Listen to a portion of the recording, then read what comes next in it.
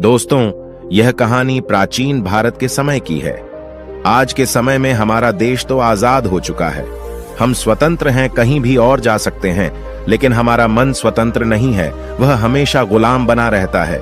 हम शारीरिक रूप से तो स्वतंत्र हैं, लेकिन मानसिक रूप से हम गुलाम होते जा रहे हैं। मानसिक पीड़ा से हम ज्यादा परेशान रहते हैं।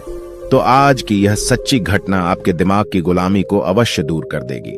आपके दिमाग में हो रही उथल पुथल को शांत कर देगी। आपका शांत मन शांत हो जाएगा।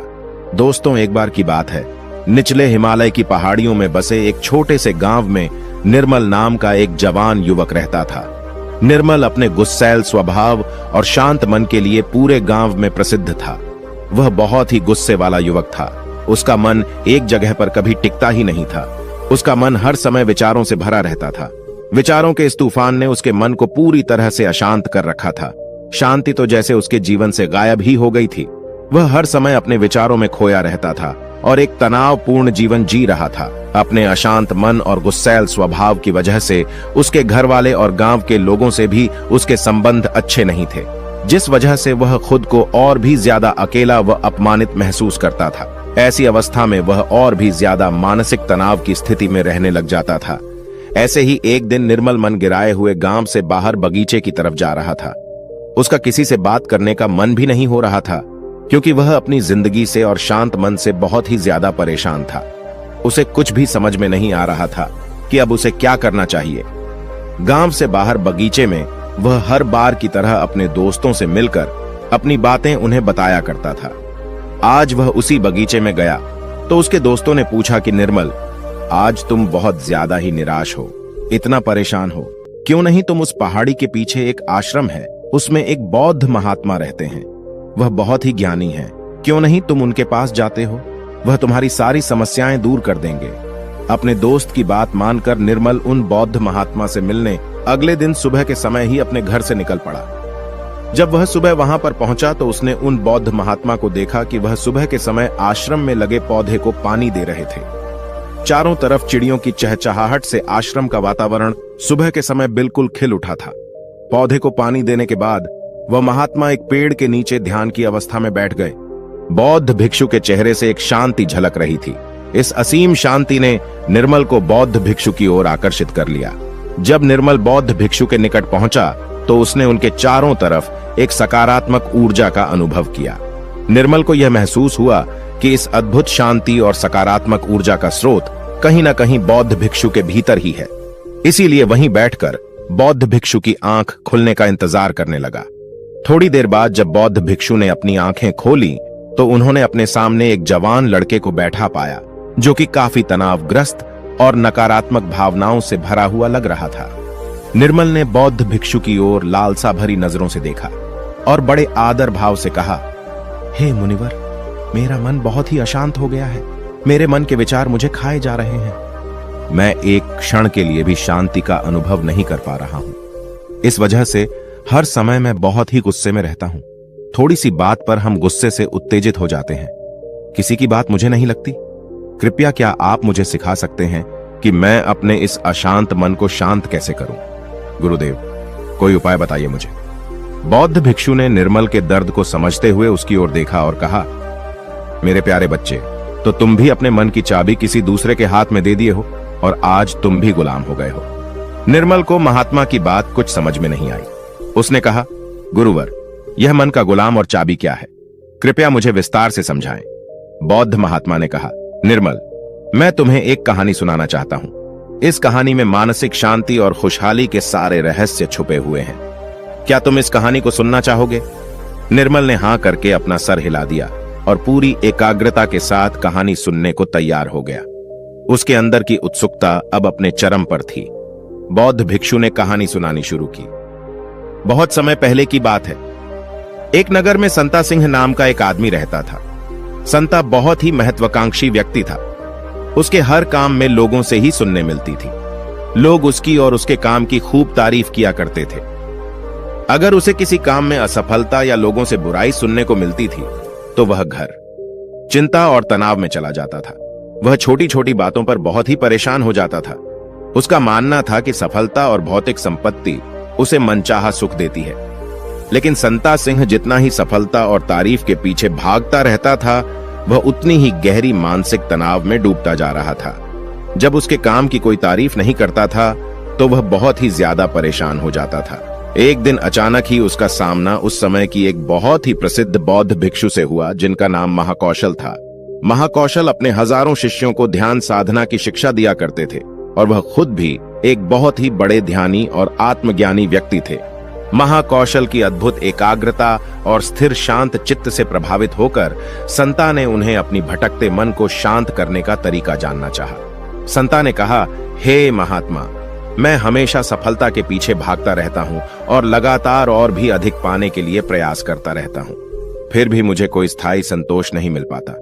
मैं सफल भी हो जाता हूं, लोग मेरी तारीफ भी करते हैं, लेकिन मुझे अंदर से संतुष्टि नहीं मिल पाती है। मेरा मन भटकता रहता है। हे गुरुवर, मुझे इस बेचैनी से और इस शांत मन से छुटकारा पाने के लिए कृपया करके कोई उपाय बताइए। बौद्ध महात्मा ने उसकी तरफ करुणा भरी नजरों से देखा और उत्तर दिया, तुम्हारा मन शांत नदी की तरह है, जो हमेशा बहता और दौड़ता रहता है, कभी भी स्थिर नहीं रह पाता। अपने अशांत मन को शांत करने के लिए तुम्हें अपने विचारों को बिना किसी रुकावट के जाने देने की कला सीखनी पड़ेगी। संत ने कहा, हे महात्मा, लेकिन मैं विचारों को कैसे जाने दे सकता हूं? आखिर मैं भी तो अपनी इच्छाओं और महत्वाकांक्षाओं से जुड़ा हुआ हूं। यह सुन भिक्षु महाकौशल मुस्कुराए और बोले, कल्पना करो कि तुम्हारे हाथ में पानी से भरा हुआ ग्लास है। अब तुम जितनी देर इसे पकड़े रहोगे, यह उतना ही भारी होता चला जाएगा, और अगर तुम काफी लंबे समय तक इसे पकड़ कर रखोगे तो तुम्हारे हाथ में दर्द होना शुरू हो जाएगा। लेकिन अगर तुम अपनी पकड़ ढीली करते हो और इसे जाने देते हो तो इसका भार खत्म हो जाएगा। निर्मल अपने गुरु द्वारा सुनाई जा रही कहानी और उनके संदेश को बड़े ही ध्यान के साथ सुन रहा था।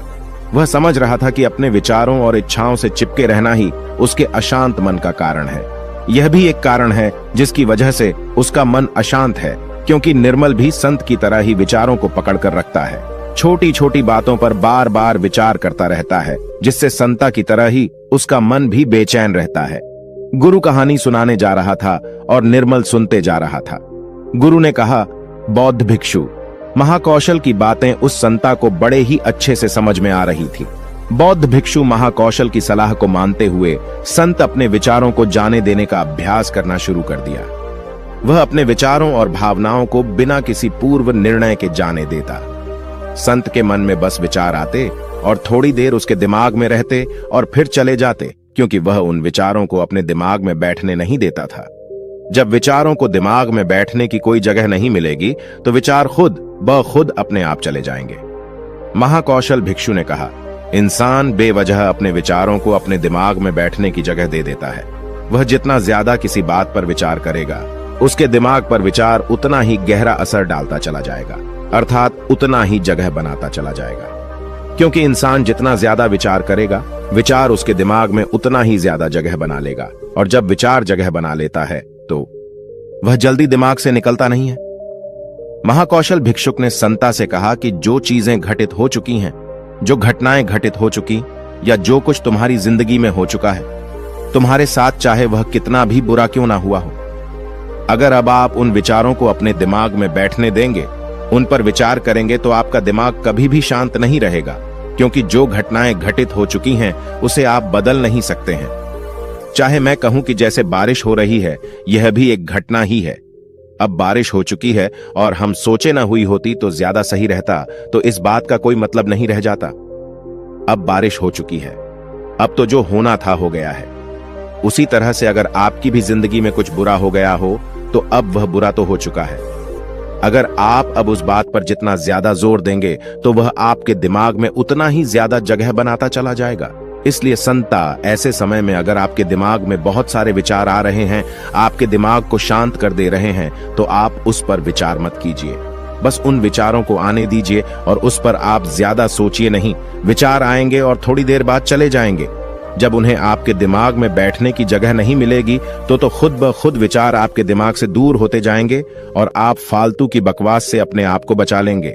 कई बार कुछ लोग छोटी छोटी बातों पर बहुत ज्यादा ही सोचने लग जाते हैं, फिर वह उतना ही ज्यादा परेशान रहते हैं। महाकौशल भिक्षु ने कहा, संता, अब तुम खुद ही अपने आप को देख लो। तुम यही सोचते हो कि लोग मेरी तारीफ नहीं कर रहे, या जिस दिन तुम्हारे काम की तारीफ हो गई तो उस दिन तुम्हें बहुत ही अच्छा लगता है, लेकिन जिस दिन तुम्हारे काम की तारीफ नहीं हुई तुम्हें बहुत खराब लगता है। अर्थात तुम अपनी जिंदगी की खुशी खुद दूसरे के हाथों में सौंप दिए हो, अपनी खुशी दूसरों के हाथ में सौंप दिए हो। तुम्हें क्या मिल जाएगा अगर कोई तुम्हारी थोड़ी तारीफ भी कर देगा? वह तुम्हें थोड़ी देर के लिए शांति तो जरूर देगा, चंद पलों के लिए, लेकिन उसके बाद तुम फिर अपनी तारीफ पाने के लिए दोबारा से वही काम करने लगोगे। पूरे दिन पूरी रात तुम इसी सोच में बिता देते हो कि मैं कितना बढ़िया काम करूं कि लोग मेरी तारीफ करें, या ऐसा क्या करूं, कितना बड़ा बन जाऊं कि लोग मेरी तारीफ करें। ये विचार तुम्हारे दिमाग में जगह बना बैठा है। इस विचार से तुम हमेशा परेशान रहते हो। तुम्हें अपने दिमाग से इन विचारों को जगह नहीं देना है। अर्थात अगर ऐसे विचार तुम्हारे दिमाग में आए तो तुम उस पर विचार न करो। इस बात की आशा मत रखो कि लोग मेरी तारीफ करेंगे। यही आशा ही तुम्हारे दिमाग को अशांत कर दे रही है। पूरे दिन पूरी इसी सोच में तुम बिता देते हो कि मैं कितना बढ़िया काम करूं कि लोग मेरी तारीफ करें, या ऐसा क्या करूं, कितना बड़ा बन जाऊं कि लोग मेरी तारीफ करें। ऐसा विचार तुम्हारे दिमाग में बैठा है। इस वजह से तुम हमेशा परेशान रहते हो। तुम्हें अपने दिमाग से इन विचारों को जगह नहीं देना है। अर्थात अगर ऐसा विचार तुम्हारे दिमाग में आए तो तुम उस पर विचार न करो। इस बात की आशा मत रखो कि लोग मेरी तारीफ करेंगे। यही आशा ही तुम्हारे दिमाग को शांत कर दे रही है।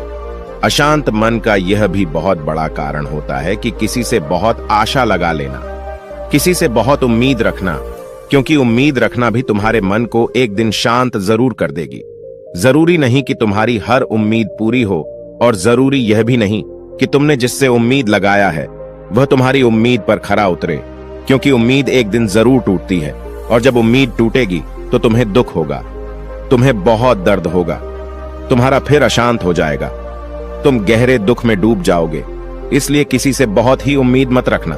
तुम अपने लिए जियो, क्योंकि जब तुम खुश रहोगे तो पूरी दुनिया तुम्हें खुश दिखाई नजर आएगी।